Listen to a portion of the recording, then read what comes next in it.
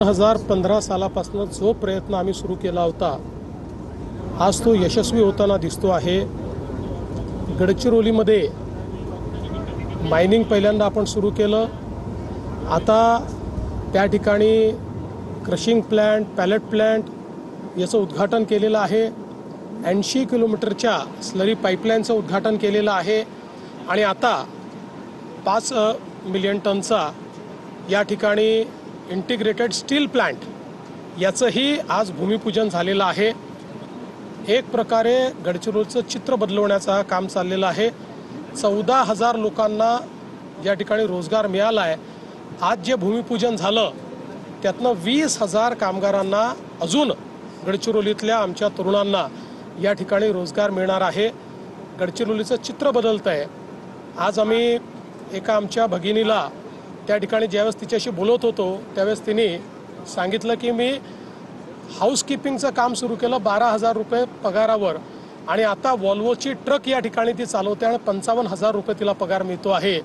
अशा अनेक लोकांचं जीवन यातनं बदललेलं आहे। सगळ्यात महत्त्वाचं आम्ही गडचिरोलीचा वापर वसाहतीसारखा होऊ देणार नाही हे सांगितलं होतं। इथे स्टीलची इकोसिस्टीम सुरू करतो, पण गडचिरोलीच्या जल, जमीन आणि जंगल याचं संवर्धन करण्याचं आम्ही ठरवलेलं आहे आणि म्हणून आजपासनं गडचिरोलीमध्ये 1 कोटी वृक्षारोपणाची मोहीम देखील आम्ही सुरू करतो। या वर्षी 40 लाख, पुढच्या वर्षी 60 लाख असे 1 कोटी वृक्ष आम्ही या ठिकाणी लावणार आहोत। आणि गडचिरोलीला आजही गडचिरोली हा महाराष्ट्रातला सर्वात जास्त हिरवा जिल्हा आहे, पण त्याचाही रेकॉर्ड तोडण्याचं काम आम्ही या निमित्ताने करणार आहोत। आतापर्यंत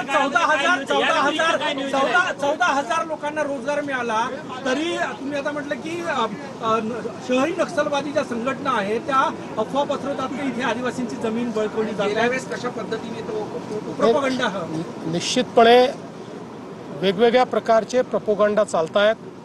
मागच्या काळामध्ये हा प्रोपगंडा चालवला की लाखो वृक्षतोड झालेली आहे, आदिवासींच्या जमिनी बळकवण्यात आलेल्या आहेत, काही लोकांना तर त्या ठिकाणी यमसदनी देखील पाठवलेला आहे। अशा प्रकारच्या खोट्या अफवा या मोठ्या प्रमाणात सोशल मीडियामध्ये टाकण्याचा प्रयत्न केला आणि ज्यावेळी त्याचा सोर्स कुठे हा आम्ही शोधून काढला त्यावेळी काही कलकत्त्यातनं होते, काही बंगलोरमधनं होते। त्यामुळे या भारताचा विकास होऊ नये, महाराष्ट्राचा विकास होऊ नये, गरिबाचा विकास होऊ नये, दलित, आदिवासी, ओबीसींचा विकास होऊ नये अशा प्रकारच्या षडयंत्राचा भाग असलेले हे जे शहरी माओइस्ट संघटना आहेत या संघटनांच्या माध्यमातून हा प्रयत्न चालला आहे, पण आमच्या कार्यातून आणि कृतीतून त्याला उत्तर मिळत आहे। आज आपण बघितलं असेल हे जे 14,000 लोक या ठिकाणी लागलेले आहेत, या 14,000 लोकांमध्ये 99% दलित, आदिवासी आणि ओबीसी आहेत।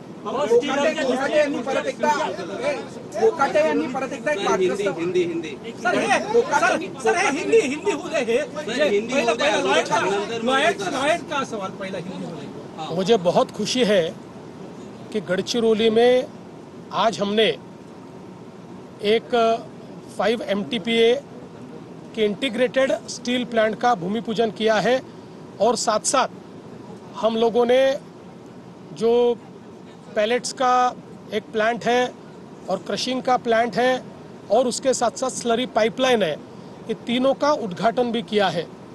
आज गडचिरोली में सस्टेनेबल माइनिंग को हमने प्रमोट किया है, ग्रीन माइनिंग को प्रमोट किया है और मुझे बहुत खुशी है कि लॉयड कंपनी ने इन्हीं तत्वों पर चलकर आज गडचिरोली में ये सारा जो यहाँ पर एक प्रकार से इंडस्ट्री खड़ी की है, इसके कारण गडचिरोली के 14,000 हमारे युवाओं को और युवतियों को यहाँ काम मिला है और अभी जो आज हमने भूमि पूजन किया है उसमें से 20,000 नए तरुण तरुणियों को यहाँ पर रोजगार मिलेगा और ये अच्छे तरीके से स्थानिकों को ट्रेनिंग देकर उनको ही यहाँ रोजगार दिया जा रहा है।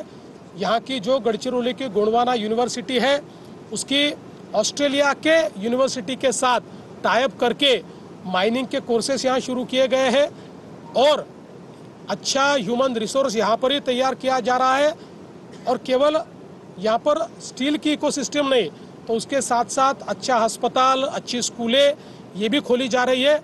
एक प्रकार से गढ़चिरौली, जो हम लोग ये मानते थे कि महाराष्ट्र का आखिरी जिला है, हमने तय किया इसको महाराष्ट्र का पहले जिले के रूप में देखा जाना चाहिए और उस प्रकार का परिवर्तन यहाँ हो रहा है।